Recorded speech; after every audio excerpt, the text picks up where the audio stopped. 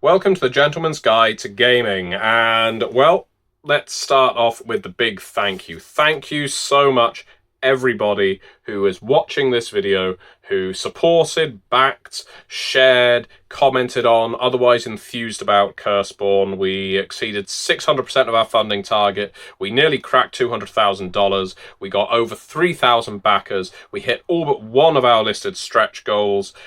And what's more, a sufficient number of you backed Curseborne at the deluxe version with the slipcase and the dice and messaged me about it through MatthewDawkins.com for me to make your Vampire the Masquerade Bloodlines ranking video, which I'm sure won't be controversial at all, unlike the clan ranking videos I've already done.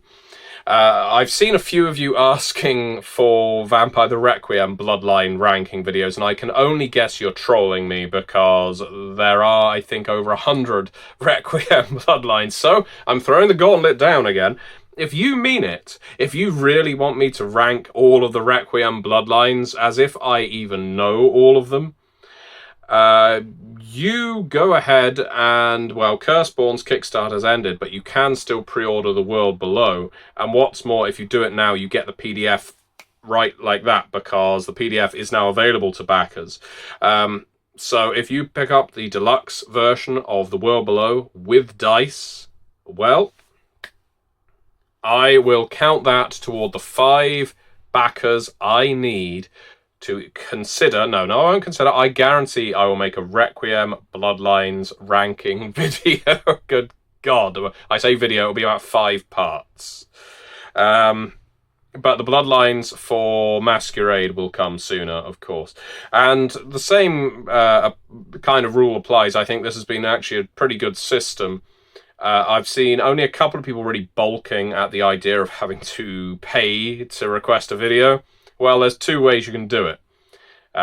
You can either literally pay me. I have a PayPal link on MatthewDawkins.com, and I also have Patreon on MatthewDawkins.com, and say, I really want a video on this, have some money for your time. Or, and this is actually the method I prefer, I love money, don't get me wrong, and I would love it if you pay me. That's what the Patreon's there for. But yeah, I much prefer you getting something tangible out of it, which is why this whole back a game, get a video idea came up. The idea that if you go for that, ultimately what you're paying for is the game. You're getting the game at no higher price than you'd normally pay for it, but you're getting a video of your request on top. So right now, the gauntlet is thrown down. World Below. If you want a video, go seek out The World Below on BackerKit. I'll make sure I link it below. The pre-orders are still open for the time being, so think fast if this is what you want to do. If you want a game and you want a video, and if you don't want a game and you just want a video, support via Patreon or just drop me some coins via PayPal. I appreciate it. There are far too many requests that aren't being accompanied by the purchase of a game that I can, I can't take all of them seriously, though sometimes I will. But especially when it comes to things like Bloodlines ranking videos and Traditions ranking videos, that's another appealing one. But again, I'd need several people to put their money down because that is a lot of work, thought, and actually a surprising amount of research. Anyway, that isn't the only point behind this video. I didn't just want to say thank you, though I do mean it. Thank you. I am incredibly grateful to all of you because I know some of you have been watching this channel for near on 15 years. This channel has been going for 15 years now. When it started, I had much more hair and I was probably considerably slimmer, maybe even gaunt. But I think that it's interesting how this channel has very much picked up a second wind in the last month. I've consistently been updating or uploading videos every single day, and people keep coming back and watching them. Sometimes in the hundreds, sometimes in the thousands. I can see where most of the audience lie. Most people are interested in watching vampire videos, and that's fine. That's what this video is, or this channel is mainly based on, the foundations of the world of darkness. But what I love is that so many people are watching other videos. They're experimenting a little. They're checking out the review videos, or they're looking at the Curseborne videos, or they're going back and looking at the World Below videos, which I'll do more of. So thanks very much for that. It would be fantastic, actually, those of you who have been with me for a long time, to comment below and say when you first started watching, just to, I guess, reassure me that I'm not completely out of touch. But yeah, one thing I wanted to talk about is looking back over those 15 years. I remember some of my most popular videos way back when were recap videos, because I know that there are, well, back when I used to recap videos for things like Dark Ages Vampire, my Dark Ages Vampire Chronicle that I was running at the time, actual plays weren't really a thing. Actual plays were pretty new around the time we started doing it with the Vampire the Masquerade YouTube experiment. You know, Geek and Sundry and Critical Role, all of that was very, very new as an idea. And playing via Skype like I did when I ran a Vampire the Masquerade game, I ran a Wraith the Oblivion game and so on, I recorded it, I put some sessions up. That wasn't happening all that much. That came into being in a big way about 10 years ago and since flourished.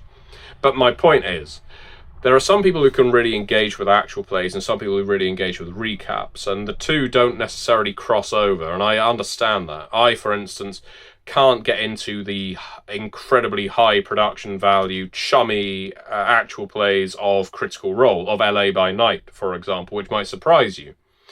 And the reason is because so much of it feels like in-jokes. So much of it feels to me like a...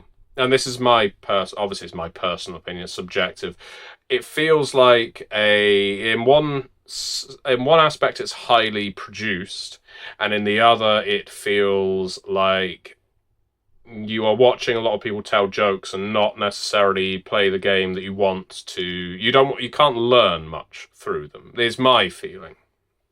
But your mileage may vary.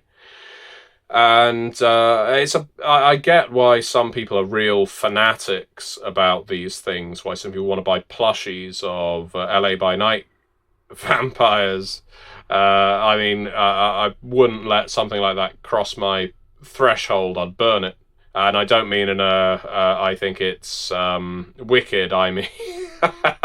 I don't believe in burning books, believe me. I think it is a font of evil. It possesses the devil. And so yes, it is wicked in its own way.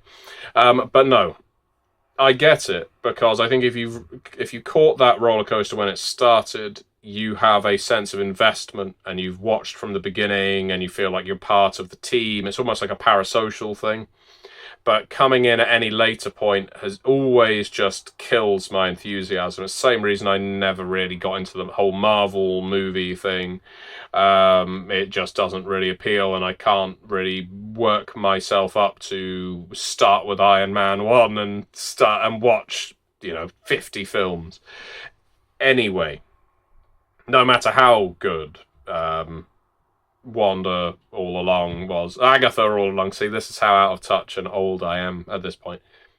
Anyway, point being that some people like recaps, some people like actual plays, and people who used to comment on this channel really love the recaps. So I'm wondering, is that something you want to see? If it is, comment below, because recaps is something I can do, and I can do that pretty well. And the reason I can do it pretty well is because I am running a shit ton of games. I mentioned my Patreon already. It's patreon.com/Matthew Dawkins, if it's of any appeal to you. At present, I think I run 8 games a month via my Patreon. So people back my Patreon, they get invited to a Discord, and I run games for them. Some people subscribe or are on higher tiers, they're in multiple games a month. Some people are only in 1 game a month, and that's their choice. I also run a home game for people who aren't on my Patreon. And right now, the games I am running on my Patreon are... well, let's talk about what they were, because November has seen a massive changeover in games. So, all the way up until, I guess, September, October, the games were...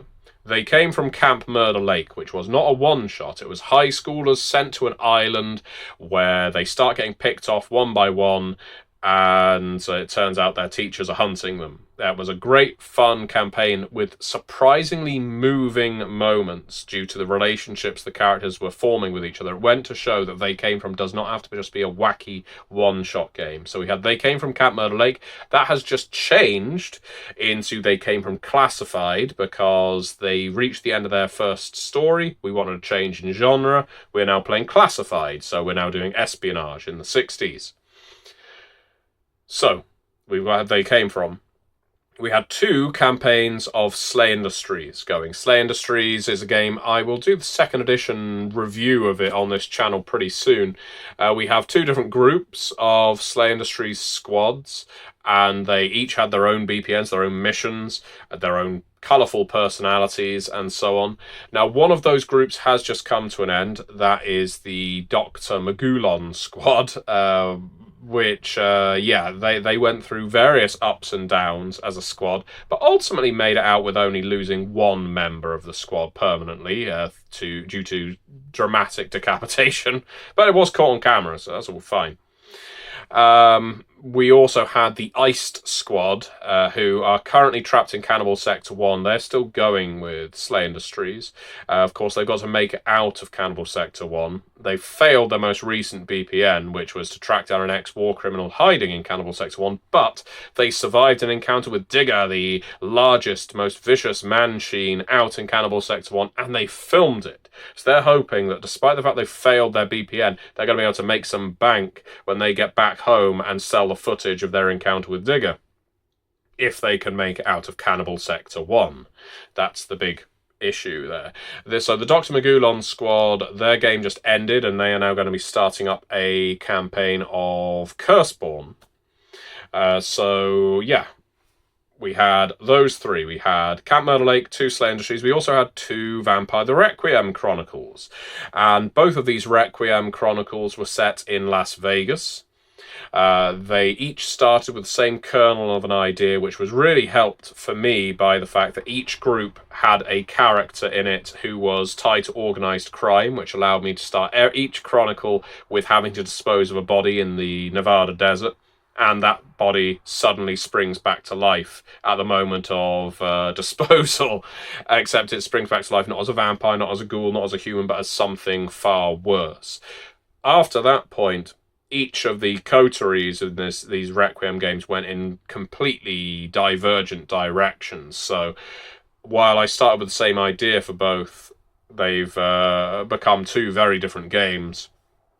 Now, one of those Requiem Chronicles concluded very recently, and they will also be starting up a Curseborne campaign very, very soon. The other Requiem game is still ongoing. So, just to recap, we had Camp Murder Lake, we had 2 Slay Industries, we had 2 Vampire the Requiems, we also had 2 Great Pendragon campaigns. 2 different groups playing the Great Pendragon campaign, and they are really enjoying the Pendragon RPG. One of the players said to me the other day that she thinks it's the best game on the server, which is very high praise. I love it when someone can really stake their claim and say, this is my favourite. And what she's enjoying about it isn't necessarily the questing, isn't the guts, the blood, the glory.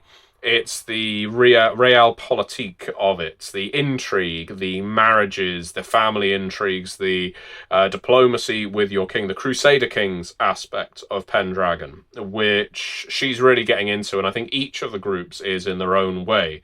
It's fun setting characters up with real shit families and having to make them shake off the negative reputations. Not all of them are embedded in shit, but some of them most certainly are.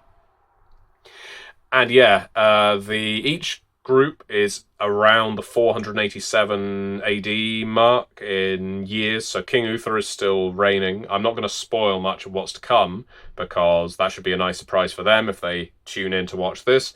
But yeah, it's been really interesting to see which masts they are pinning their flags to in the coming crises of Pendragon. So that was 7 games on Patreon.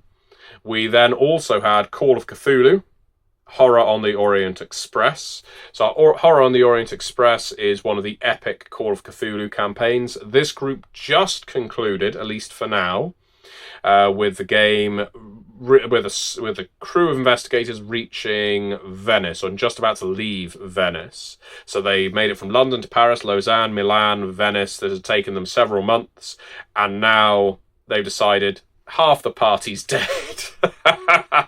Half the party's dead. Let's put the brakes on this for a while. And so they are now playing a new game. They're playing Locus. Locus is a Silent Hill-esque RPG, another one that I will be doing a review of on this channel sooner or later.